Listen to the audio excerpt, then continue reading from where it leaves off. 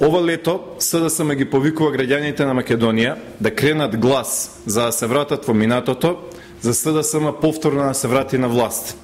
Го прашуваме СДСМ, дали ќе ги повика да кренат глас штедачите од пропаднатите штедилници, ТАТ, Алфаес, Лавци и другите пирамидални штедилници во кои што илјадници граѓани на Македонија ги загубија нивните штедни влогови. Дали ќе ги викне да кренат глас 198.000 луѓе отпуштени за време на приватизацијата на Бранко Цренковски?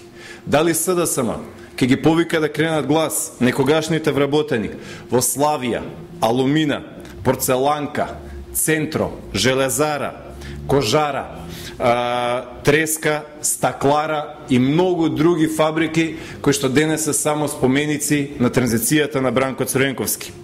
Дали СДСМ ќе ги повика пензионерите да кренат глас на кој што им скрати 8% од нивните пензии и никогаш не им ги врати?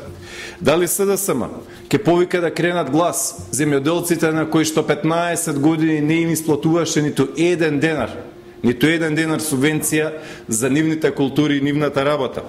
Дали СДСМ ќе ги повика граѓаните на Република Македонија да ги вратат на власт Бранко Цренковски, Илинка Митрева, Ѓунер Исмаил, Таки Фити, Јорго Шундовски, Илија Илјовски, Димитар Бузлевски, Никола Поповски, Мирослав Грчев и многу други ликови од македонската транзиција?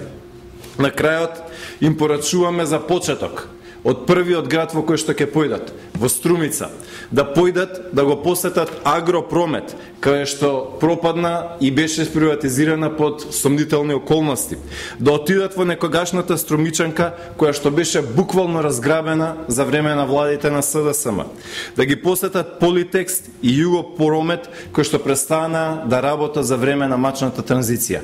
Таму треба СДСМ да појде во Струмица и во секој град ќе најде по неколку такви фабрики, по неколку опустошени погони, по неколку запустени полиња кои што тогаш не беа обработувани. Тоа се местата низ кои што СДСМ треба да го помине својот караван на покајување низ Република Македонија.